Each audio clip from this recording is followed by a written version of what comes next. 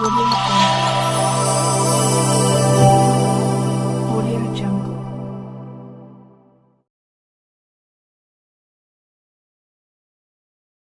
ఈ ఉదయకాల ఆరాధనలో చేరిన మీ అందరికీ ప్రభు నామమున శుభములు వందనాలు తెలియచేస్తూ ఉన్నాను.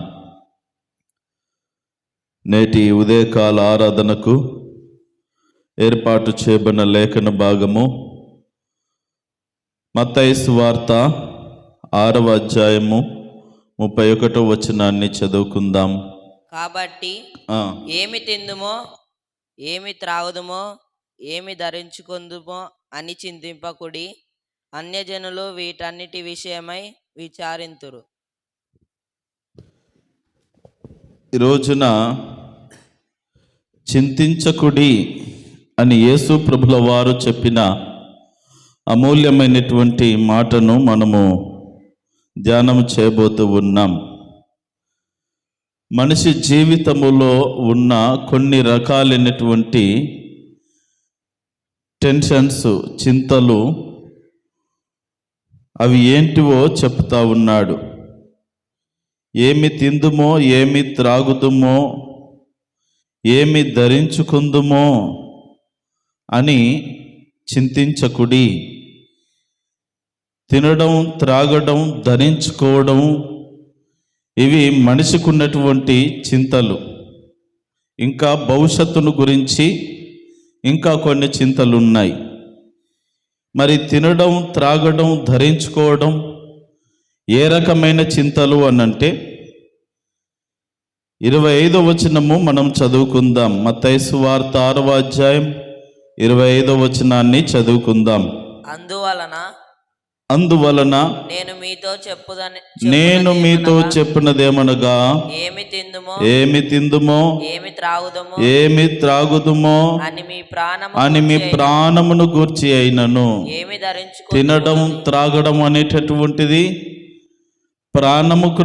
ప్రాణమునకు సంబంధించిన విషయం. తర్వాత ఏమి ధరించుకుందుమో అని మీ దేహమును గూర్చి అయినను చింతించకుడి. ఏంటంట? ధరించుకోవడం అనేటటువంటిది ఈ దేహమునకు సంబంధించినటువంటి విషయం. ప్రాణం విషయమైనటువంటి చింత ఉన్నది మనిషికి, దేహము విషయమై ఉన్నటువంటి చింత ఉన్నది. ప్రాణం విషయమై ఏమి తిందామో, ఏం త్రాగుదాం. ఎందుకంటే తింటేనే, త్రాగితేనే ఈ ప్రాణం ఉండేది, లేకపోతే పరదేశులమో ప్రియులారా, అంతే కదా. అందుకని కోటి తిప్పలు కూటి కొరకే అని పెద్దలు అన్నారు కదా.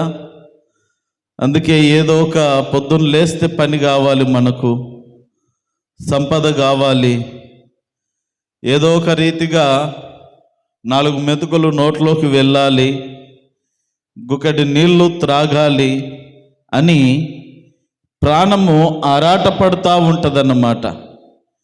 ఒకవేళ ఈ రోజున పని దొరకలేదనుకోండి, ఈ రోజున మన పరిస్థితి బాగాలేదనుకోండి, అయ్యో రేపటి పరిస్థితి ఏంటి, రేపు గింజలు నోట్లోకి పోకపోతే ఏంటి పరిస్థితి అని ఈ చింత మనిషిలో ఎక్కువైపోతుంది. అందుకని వాళ్ళు వేదన చెందుతూ ఉంటారు. చింతిస్తూ ఆ బాధను వ్యక్తపరుస్తూ కృంగిపోతూ ఉంటారు వారిలో వారు. అదేవిధంగా ధరించుకోవడం అనేటటువంటిది దేహానికి సంబంధమైనటువంటి విషయము. ఏమి ధరించుకుందుమో, అయ్యో మళ్ళీ కృత వస్త్రాలు పట్టించుకోవాలి, కుట్టించుకోవాలి, మరి ఎలా వస్త్రాలు చిరిగిపోతున్నాయి. ఇవి మనిషి యొక్క కనీసమైనటువంటి అవసరాలైనప్పటికీ ఇవే ప్రాముఖ్యమైనవిగా మనం గుర్తించగలము. ఇంకా చాలా ఉన్నాయి, కానీ ఇవి కనీసమైన అవసరాల గురించి యేసు ప్రభుల వారు మనకి ఇక్కడ బయలుపరిచి ఉన్నాడు. అయితే ఇక్కడ చెప్పబడినటువంటి మాట, ఆహారము కంటే ప్రాణమును, వస్త్రము కంటే దేహమును గొప్పవి కాదా? ఆకాశ పక్షులను చూడి, అవి విత్తవు, కోయవు, కొట్లలో కూర్చుకొనవు, అయినను మీ పరలోకపు తండ్రి వాటిని పోషించుచున్నాడు. మీరు వాటికంటే బహుశ్రేష్ఠులు కారా? ప్రాణము గురించి, దేహము గురించి ఎందుకలా చింతిస్తూ ఉన్నారు? ఆహారము లేదని, వస్త్రాలు లేవని బాధపడుతూ ఉన్నారు. ఆహారము కంటే వస్త్రము కంటే ప్రాణము గొప్పది కదా. ఆహారము వస్త్రము కంటే దేహము గొప్పది కదా. అవి నీకు ఇచ్చినవాడు గొప్పవాడు కదా. ఏ రీతిగా ఆ విధానమును ప్రభువు బయలుపరుస్తున్నాడో మనము జ్ఞాపకం చేసుకోవాలి. ఇక్కడ మీరు కేవలము వస్త్రము లేదని బాధపడుతూ ఉన్నారు. దేహం ఇచ్చినవాడు వస్త్రం ఇయ్యాడా? నీకు శరీరాన్ని ఇచ్చినవాడు, నీకు ప్రాణం పోసినవాడు నిన్ను పోషించాడా? ఆకాశ పక్షులను చూడండి ఒకసారి, అవి విత్తవు, కోయవు, కొట్లలో కూర్చుకోనవు, తీసుకొచ్చి లోపల పెట్టుకోవు. అవి వాటికి ఏం ధనాగారాలు ఏం లేవు. కానీ ప్రతిరోజు దేవుడు వాటిని పోషిస్తూ ఉన్నాడు. మరి మీరు వాటికంటే బహుశ్రేష్ఠులు కారా అంటున్నాడు. మీరు వాటికంటే బహుశ్రేష్ఠులు కదా. మరి ఎందుకు చింతిస్తూ ఉన్నారు? ఎందుకు అనేక విధములైనటువంటి ఆ వేదనలు మీ మదిలో పెట్టుకొని బాధపడుతా చింతాక్రాంతులై బ్రతుకుతా ఉన్నారు అని హెచ్చరిక చేయిచు అంటున్నటువంటి మాట ఏంటంటే 26వ వచనం 27వ వచనం చదవండి. మీలో ఎవడు చింతించుట వలన తన ఎత్తు మూరడెక్కువ చేసుకొనగలడు. ఒకవేళ చింతిస్తూ ఉన్నారు, మంచిదే. ఏం చింతించి ఓ మూరడు పెరుగుతున్నావా? ఏమన్నా వస్తుందా? ఆలోచన చేయడం ద్వారా, ఊరికే అదే పదే ఆలోచన చేయడం ద్వారా ఏమన్నా మనకు వస్తుందా అంటే ఏమి లేదు. టెన్షన్, బీపీలు తెచ్చుకోవడం తప్ప, షుగర్లు తెచ్చుకోవడం తప్ప, రోగాలు తెచ్చుకోవడం తప్ప, మనిషి బలహీనపడడం, శరీరం బలహీనపడడం తప్ప రూపాయి లాభం లేదు. మరి అలాంటప్పుడు ఎందుకలా చింతిస్తూ ఉన్నారు అని ప్రభువు ప్రశ్నిస్తూ ఉన్నాడు. మీలో ఎవడు చింతించుట వలన తన ఎత్తు మూరడెక్కువ చేసుకొనగలడా? మూరడు పెరుగుతారా? ఉజానడు పెరుగుతారా?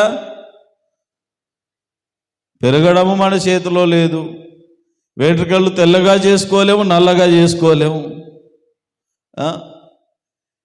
ఏది మనకు చేత కాదు. ప్రతిదానికి దేవుడి మీద ఆధారపడాలి. మరి నీకు కావలసిన కనీసమైన అవసరతల విషయంలో దేవుని మీద నువ్వెందుకు ఆధారపడవు అని ఆత్మీయ సత్యాన్ని ప్రభువు ఇక్కడ గుర్తు చేస్తూ ఉన్నాడు. తర్వాత 28వ వచనంలో మనం గమనించినట్లయితే, వస్త్రము గురించి మీరు చింతింపనేలా, అడవి పువ్వులు ఎలా ఎదుగుచున్నవో ఆలోచించుడి. అవి కష్టపడవు, వడకవు. అయినను తన సమస్త వైభవముతో కూడిన సొలొమోను సైతము వీటిలో ఒకదాని వలనైనను అలంకరింపబడలేదు. నేడుండి రేపు పొయ్యిలో వేయబడు అడవి గడ్డిని దేవుడిలాగు అలంకరించిన ఎడల అల్ప విశ్వాసులారా, మీకు మరి నిశ్చయముగా వస్త్రములను ధరింపజేయును గదా. ఆహారం గురించి బాధపడతా ఉన్నారు. ఆహారం గురించి బాధపడేవారులారా, ఆకాశ పక్షులను చూడండి.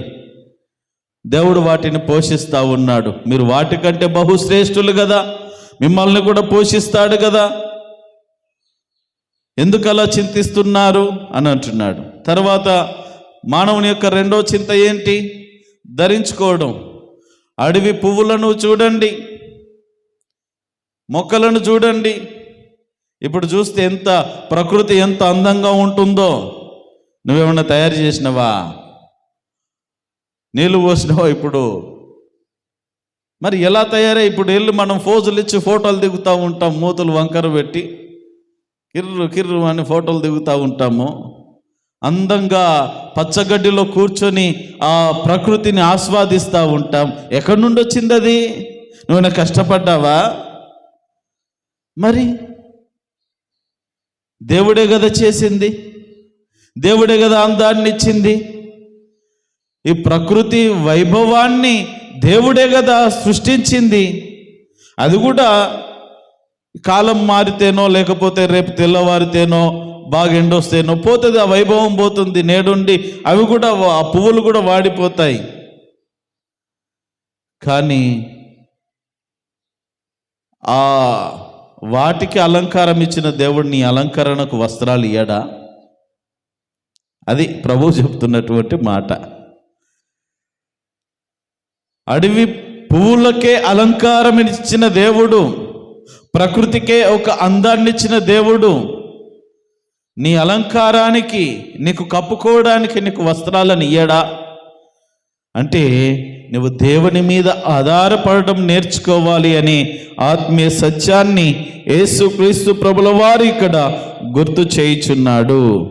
అందుకని అల్ప విశ్వాసులారా, మీకు మరి నిశ్చయముగా వస్త్రములు ధరింప చేయును కదా.